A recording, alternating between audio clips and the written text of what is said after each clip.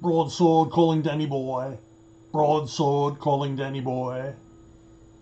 Geeks and geekettes, welcome once again to Ask Chuck Dixon, where you get to ask me, a world renowned, world famous, world celebrated comic book writer, about what I do for a living. And what I do for a living is I write comic books. That's what made me the legend I am today, at least around my house. Uh, Warning, this episode may get a little ranty because you folks are asking some probing, provocative questions. Let's start off with one of them. Jason Shepard asks, who do you think was the definitive comic book writer of the Bronze Age? Denny O'Neil, Roy Thomas, Steve Englehart? I think without a doubt, it's Roy Thomas. I mean, Roy Thomas was the heir apparent, Roy the Boy, to Stan Lee. He takes over writing a number of titles from Stan Lee, and he is largely aping Stan Lee's style, because Stan Lee created a house style for writing Marvel comics, and Roy does his best to do that, and he sort of sets the template for every writer who would follow. I mean, he's continuing the Marvel scripting tradition, sort of loosey-goosey, self-effacing humor, occasional pop culture references, although for my money, Roy used way too many pop culture references. Stan might, refer to the Beatles or the Beverly Hillbillies, once in an issue. Royce, in a lot of issues, had the characters talking like, junior high school students, just talking about, records and TV and movies and things that they enjoyed. So, he's leaning a little bit more into that. But I'm not taking anything away from Roy because, he also, in addition to aping Stan's style, he kept, he worked hard to keep the heart to these characters, to give the characters an emotional impact as well, exploring more of their personalities, creating, interesting conflicts and things like that. But, he's created so many iconic characters. He really was a driving force. He was a consistent presence at Marvel for the longest time, as Marvel published more and more titles, and even Stan Lee couldn't keep up with the number of titles. So Roy was certainly an able accomplice to to Stan before other writers like Archie Goodwin and, as you mentioned, Steve Englehart, Marv Wolfman, Len Wein, all these people show up to to work at Marvel as well. Now, I praise Roy for some things, but other things, he's not my kind of comic book writer. He never was. And he's very successful, so obviously he was a lot of people's favorite comic book writer. His work on Conan and things like that, of course, are seminal to those characters. But in general, his approach to comics were different than my approach to comics. He saw, maybe he's changed his mind, but he said in a number of interviews that he saw comics as a singular medium apart from other mediums, and did not see them as related to anything cinematographic. So he wasn't interested in the kind of storytelling that, say, Harvey Kurtzman or Will Eisner would do. He saw comics as a different kind of medium. And I disagree with that. My whole career is a reaction to the kind of comics that Marvel and DC were doing, particularly Marvel in the 1970s, where it was, yak, yak, yak, talk, talk, talk, lots of thought balloons and exposition and all the rest of it, and very little attention paid to letting the artwork tell the story. Trusting in the visual medium. Creating more illustrated stories than what I view as pure comics. But can't take anything away from Roy. he was fighting a good fight. He was keeping the comics going, and he did some terrific stuff. He did some terrific stuff. Just not my kind of comic writer. What can I say? We can't all agree all the time. Ace Mowick, as you stated previously, Superman, Batman, and Wonder Woman should not kill, since they are paragons, aspirational heroes, and our childhood wish fulfillments. Real fans accept this, but why do you think the non-fans are so adamant about doing the mental gymnastics to justify why there is no problem with them killing in bad depictions such as the Snyder movies? Boy, you folks just won't let this subject go. No, this is an interesting question, Ace. It really is. It's an interesting distinction.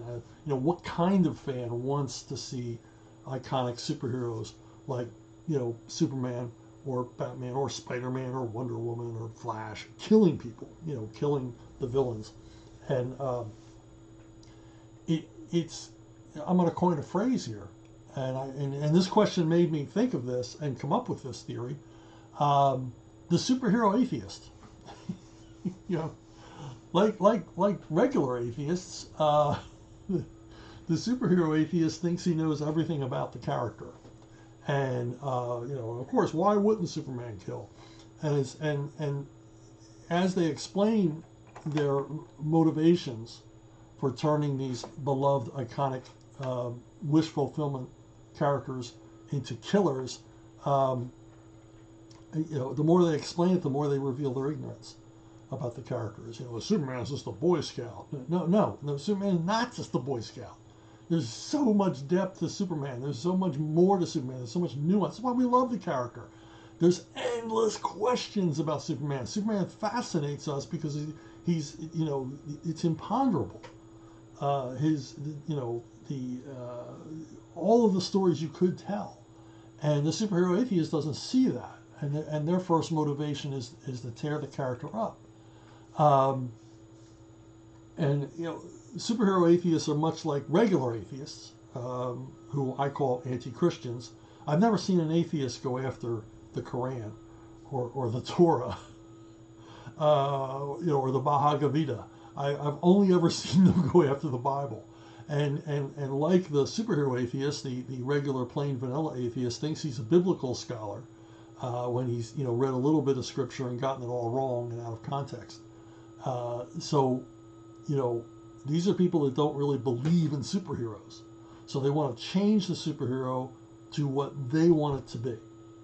And what they want it to be is, in their eyes, more like real life, where somehow the people we admire are murderers, who have no ethics, who have no principles, who have situational ethics. They deal with problems. They can warp and waft their core beliefs in dealing with issues. And we see this all the time, where people just totally flip-flop on an issue because the order has gone out to flip-flop on it. And that's the kind of fan. They're not a real fan. If you want Superman, Batman, Spider-Man, at all to become killers, to kill bad guys, become lethal, that you were never really a fan. You never really understood that character to begin with. And that's where I stand on that one. So that's a little bit ranty. Jason Shepard again with, you recently mentioned you're a fan of submarine movies. What's your opinion of Ice Station Zebra, 1968? I liked it. I don't really think of this one as a submarine movie, even though it features submarines and has some really cool stuff in it. Some great submarine suspense scenes. It's more of a Cold War espionage thriller. And even more than that, it's an Alistair McLean story. It's no more a submarine movie than Guns N' Navarone is a mountain climbing movie. You know what I mean? Although there's some great submarine stuff in it. And Patrick McGoohan really makes this movie. McGoohan is like the perfect guy to be the lead in an Alistair McLean story, because he's totally believable and he speaks with complete authority when he's exposing and explaining the double and triple and quadruple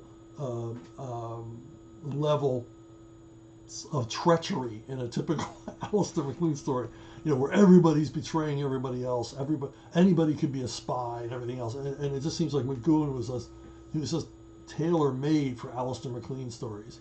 And also because Alistair McLean stories, they never have any real sex or romance in them. And McGowan wouldn't play scenes like that. I don't know if you knew that about this actor. He was a devout Catholic and devoted to his wife, and he would not do romance scenes.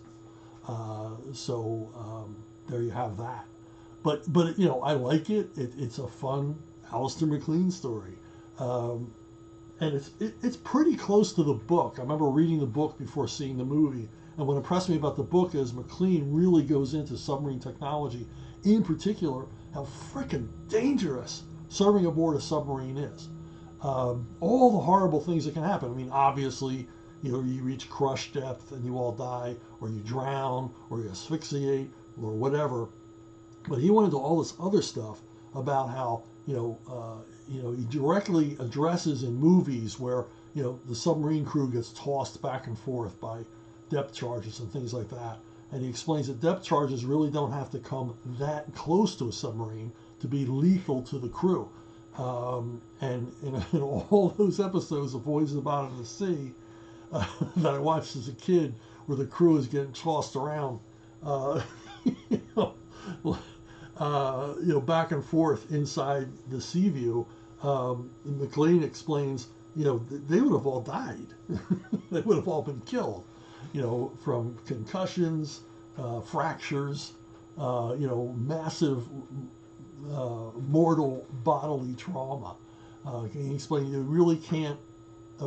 A submarine is a very fragile thing when you get down to it, particularly the contents. Submarine might survive, but the crew might not, and that was kind of cool that he explained all that. And of course, none of that is in the movie, but there's a terrific scene in the book that I don't think is in the movie, where a leak springs when a section of the interior hull bursts, and a single bolt driven by the water pressure, massive outside water pressure, goes through a guy's skull like a bullet. And that impressed the hell out of me when I was like 16 when I read the book. Comic 616, a message to thank you for your insights on my recent Marvel French characters interpretations. Giselle from Savage Tales, Colonel Lestrade from Kazar, Garrot from Punisher, and Frenchie, of course. These videos with illustrations are a very cool way to proceed. Well, I'm assuming Comic 616, since you've asked so many questions about my French characters, that you are from France yourself. And I gotta say, it wasn't until recently that an associate of mine said, "You're a Francophile." And I'm like, wow, maybe I am. I love French movies ever since seeing my first Jean Paul Belmondo movie back in the 70s. And if you visit my Facebook page, you'll see I do regular movie reviews, and usually about 25% of them are French movies, because I really like. I don't want to call it cinema, because I like French genre movies. They're knockabout comedies, they're farces, and they're police thrillers, which are the best, and period dramas. Sword fight movies. Yeah, I like some of the French auteurs, but give me a good French action film as well. They made a decent zombie movie a couple of years ago. So, but yeah, I'm also a defender of France. Their reputation. When people make jokes about their surrender monkeys and everything else, it's really unfair. This is one of the rants. It's really, really unfair, because for the longest time, France was the biggest badass in the world militarily. In fact, they literally wrote the book. Any military term you can think of, and think of a few, come from the French. They invented the military language because their army was such a badass. Hell, they conquered Europe and part of North Africa. They stemmed the tide of the Muslim invasion of Europe. They, lost millions in World War I, And in World War II, when they gained this reputation for constantly surrendering, it's not much written that, first of all, they were poorly led. The French soldier was still brave, and still capable. They were poorly led. And even with that, they beat the Wehrmacht, the invading Germans, to a standstill. The Germans actually had to withdraw for a few days to recover from the unexpected ferocity they faced from the defending French troops. And the invasion and conquering of France was somewhat in doubt for a few days, but the French were so poorly led and so poorly equipped that eventually they were overwhelmed by the Germans. And but they don't deserve this reputation they have. And of course, we must remember that Lafayette is responsible for us having a country. Just as much as George Washington, Lafayette is by mustering an army paid for by himself to come to the United States to help train American troops and help fight alongside American troops to throw off the British. In addition to that, the encouragement of the French to John Paul Jones by supplying him with a ship, and other American privateers with ships, and French ships themselves entering the fight against the British Navy. We owe the French a great degree of gratitude for us having a country at all, and it does well to remember that. And that's why I never really thought about it, but I'm a Francophile, so what can I say? Vive la France. Okay, J.D. Dishman, did you ever think of writing a story about War Machine from Marvel versus some super terrorist tale or not? Yeah, back when I was on Law Dog, the comic Law Dog, Flint Henry and our editor was Nel Yomtov, and at the time he was editing War Machine, and I pestered him a few times about letting me write a War Machine story, because I like Rhodey, I like War Machine, I like the idea of a more of like a fighter jock being in an Iron Man costume. I like Tony Stark. Tony Stark's a cool character when he's well written, but I really like the idea of Rhodey, like an actual soldier wearing this armor. And I pestered Nell, but he had a regular writer, and I understood, you're loyal to your regular writer, so I never got to write in the War Machine. Sadly. But yeah, I would have liked to. Okay, JD gets another one. Also, if you would give a pet to Bane, which animal? Well, Bane's spirit animal is based on his childhood toy, his only childhood toy, Osuito, his little teddy bear, which is the only remnant he had from his mom, and was often featured in his nightmares as his defender. So I think it's only natural that a grizzly bear would be Bane's, pet, mascot, whatever. Loyal companion. I don't know that you can train a grizzly bear to be an attack animal, but if anybody could, Bane could, right? Oh, hey, if you've subscribed, thank you. But check to make sure you're resubscribed. I just inched over 10,000 subscriptions, but the number seems to be holding around like 10,133. Now mathematics tells us that the number really should be growing even a little bit. I should be up to be 200, 300 above 10,000, but I'm not, and it's because of funny business at YouTube. So if you are already subscribed, check and make sure they haven't unsubscribed you for whatever reason. Those dirty rats at YouTube. Thank you, YouTube, for hosting this, but stop with the funny games. And if you haven't subscribed, please do, because it helps grow the channel and bring in more people and bring in more awesome questions. Okay, JD gets triple spin here. And his next question is, if you had a chance to write Iron Man, then what kind of take would you take? Yeah, I wrote one issue of Iron Man. One issue.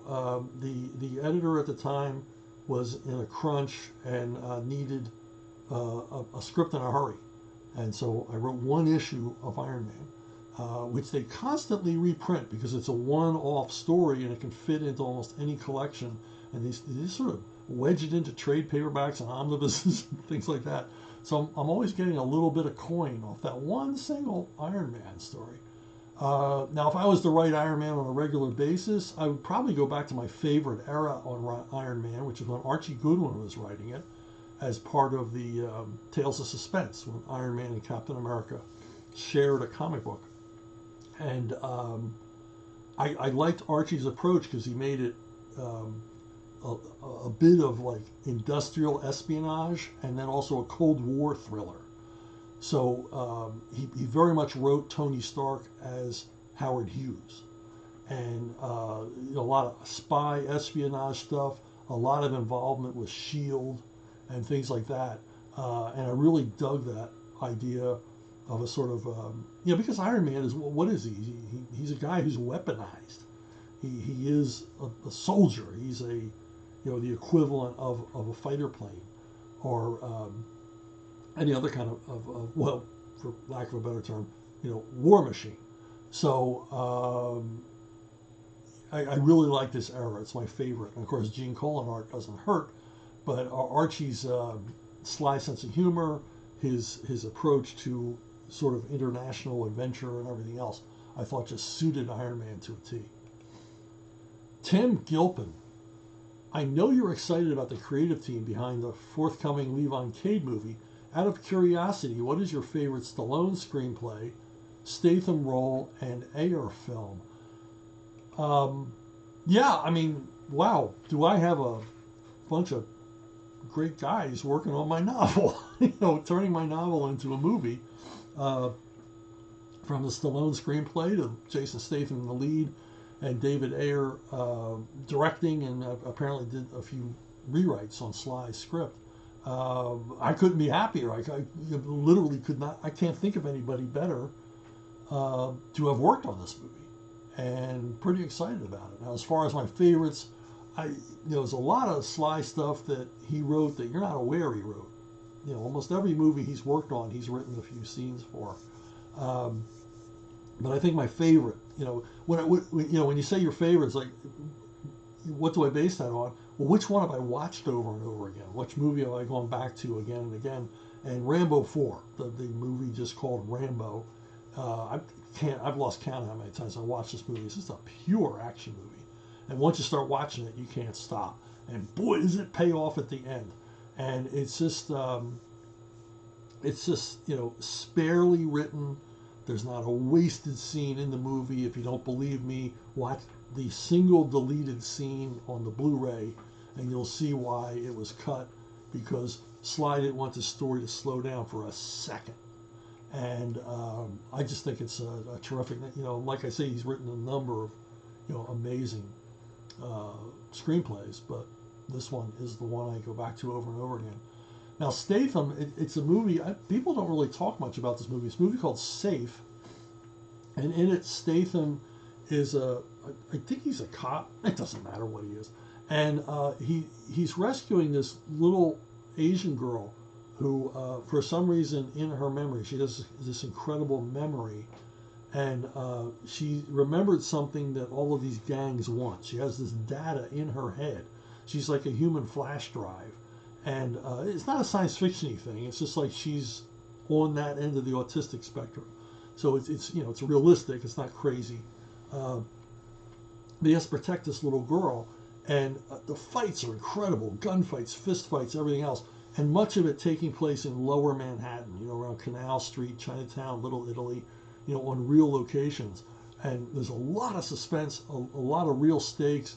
And Statham shows, once again, that he's not only great in a punch-up scene, but he can act as well. One of the reasons I'm happy to have him playing Levon Cade is, he can actually bring it to the role what it needs. Now, David Ayer, I'm split between two movies. There's a movie called Sabotage. It's a police thriller starring Arnold Schwarzenegger. It is one of the meanest crime films ever made. It's like a Euro crime thriller level of meanness. And this is the movie that really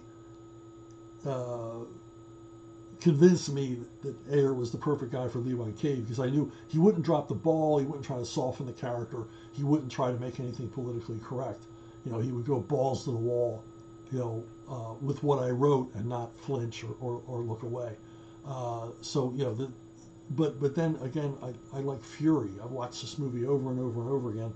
It's one of the best World War II movies, and people argue that it's not particularly accurate. I argue that it is, because the attitude of the soldiers late in World War II, going into Germany, moving from France into Germany in the final days of combat in Europe. I've talked to a number of vets who were in Europe in this period, in combat, and the stories they told me reflect the tone of this movie. These guys were tired, pissed off, wanted it over, and had been brutalized to this point. And you can argue that the ending is a little bit fantastic, but so what? It's fantastic in the other way too. So this is probably the Ayer movie that I watched more often than others, and of course I watched many of his other films. Terrific filmmaker, never disappoints.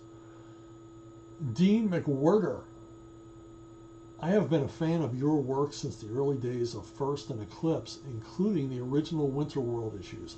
Unfortunately, I never saw the IDW Winterworld series until just recently, but I quickly burned my way through both the IDW Winterworld hardcover and the Better Angels, Colder Hearts trade paperback. I'm reading about the original plans for a third installment following Winter Sea. I was wondering if that story made its way into the later IDW series, or if it's still out there waiting to be told. In any case, I would love to see more of Winterworld. I'd love to write more, but IDW having me bring Winterworld back in a new iteration was based on the fact that they really thought they had a film deal made, or a TV series deal made with one of the streaming services, and it fell through over and over and over again. And they wanted the book around for when the streaming series hit, but since it never hit, Winterworld sort of faded.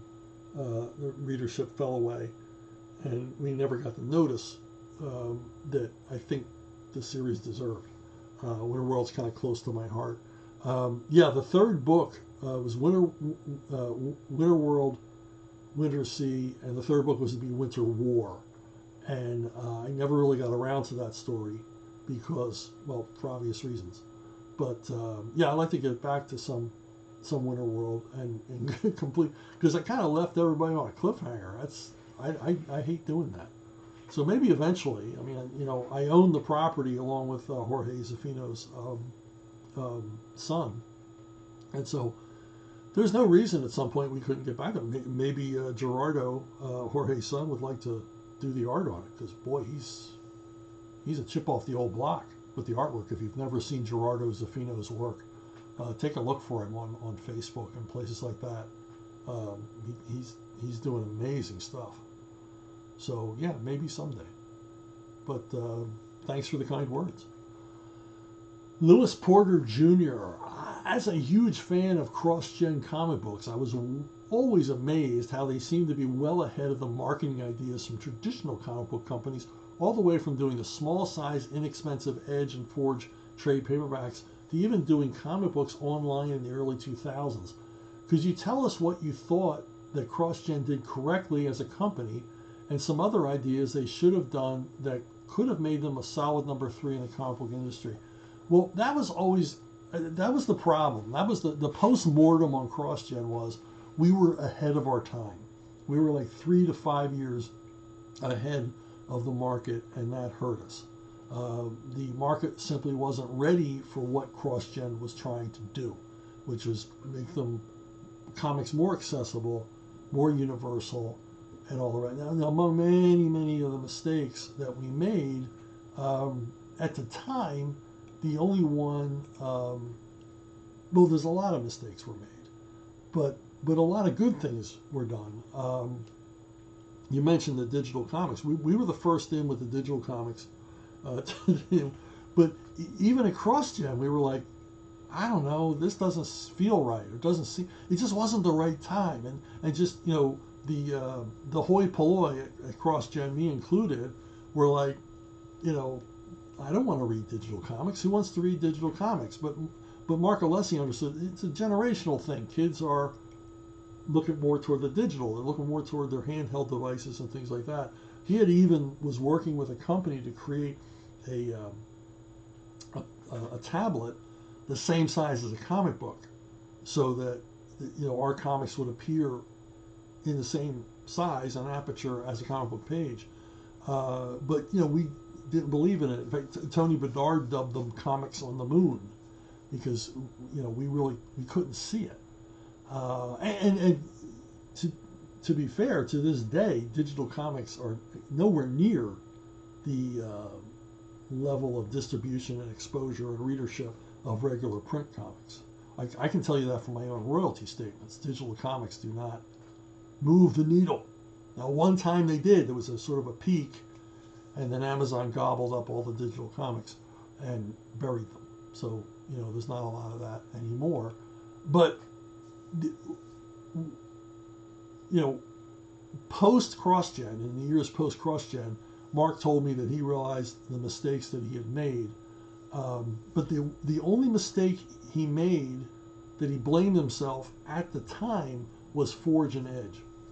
And these were the two comic book compilation square-bound magazines. These were periodicals. These would come out monthly, and they would collect material already published in the pamphlet comic books in anthology form. So you might get 3 or 4 issues of 3 or 4 different Crossgen comics included in these very attractive trade paperbacks. And he blamed himself for the failure of them. And I told him at the time, I said, they weren't a failure. They were of all the things you've done wrong, these were a worthy attempt to reach a new audience. The problem with Forge and Edge and why they failed was because we could not get the bookstores, and this is back when, Borders was still around, and of course Barnes & Noble and Books A Million, we could not get them to put them in the periodical section.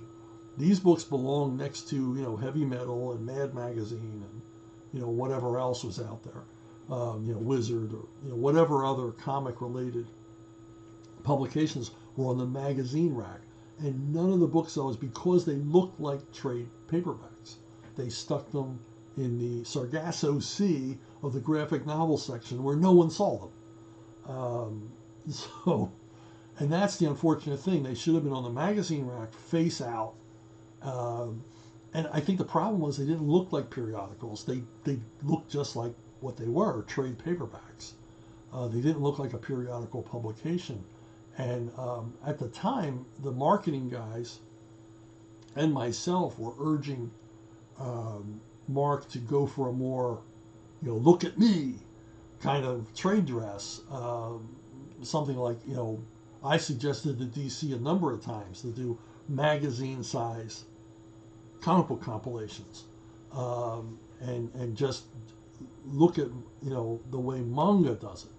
Manga, the Shonen Jump and all the rest. I mean, there's lots of trade dress and bubbles and ad stuff and images and giveaways and contests and all the rest. It should have been, Forge and Edge should have looked more like this. And if they looked more like this, they would not have been put in the trade rack. The morons who stocked the shelves at the bookstores would have realized this isn't a book. It's a magazine, it's a periodical, and they would have stuck it on the racks, and it would have drawn more attention. Because even on the racks, the Forge and Edge covers might have been a little too subtle for the buying public. They weren't drawing enough attention to themselves. So I mean, even Heavy Metal, has trade dress on it. It has, it always has had verbiage on the cover, and looks like a magazine. It has images to draw your eye to it, and I really think that's the way Crossgen should have gone. But hey, we gave it the old college try, but you're correct. We were a bit ahead of our time because everything that Crossgen did, from the highly detailed computer coloring to the way we did our collections and all the rest of it, and as you point out, digital comics, they would all come to be from other venues. But I'll tell you this, Crossgen's, even with all the developments in AI and all the developments in storage and processing and everything else, since then, 20 years ago, Crossgen's program for digital comics is still the best I've ever seen. I don't know if you've ever checked it out, but you could click on the word balloons and enlarge them to make them easier to read. And on most of the comics, you could click on the word balloon and an actor would read the dialogue. Not just someone narrating, but different voices would read the dialogue. I mean, it was simply superb. And it loaded fast, it loaded clear, and it was a terrific program. But and has never been duplicated by anybody. So it was a more trying to replicate the feel of reading an actual comic in your hands than the sort of austere, cold digital experience. So, hey, one more thing. We're heading into comic book convention season. I thought I'd offer you a little tip. If you're going to visit the Comic Cons and talk to your favorite writers or artists or whatever, I won't be there, but you might want to visit and talk to somebody. Here's a little hint from me, as someone who sits on the other side of the table. If you want to pay homage or compliment your favorite writer or artist, just compliment their work. Don't say, I like your stuff and Joe Slobotnik's, because you don't know that the writer or artist may not hold Joe Slobotnik's work in the high esteem that you do. Or maybe he doesn't like that guy, or maybe he's sitting there like I have and said, how could you like my work and that guy's work? It doesn't compute with me. How could you possibly be a fan of both of us? So don't do that. Don't bring that up. Just it's unintentionally rude, and it sort of dilutes any compliment that you're giving the recipient. So just a little hint. Just a little hint. Hey, if you have questions, suggestions, whatever, questions this week were incredible. They always are. You are a great bunch of people, and I'm thankful for having all of you. But if you want to contact me, it's at Bruno Bookstore, brunobookstore@gmail.com. It is the most reliable place to reach me. I check it every day, number of times. Anxious to see your queries, questions, suggestions, and the rest of it. And some of you have just been simply communicating, hey, you might like this movie, or have you seen this video? And that's cool. I like that back and forth. I really, really appreciate it. Sitting here alone in my room, making stuff up. It's nice to know that there's people out there thinking about me. So there you go. Thanks for listening. Thanks for watching. Thanks for liking and subscribing and all the rest. And I will see all of you down the road.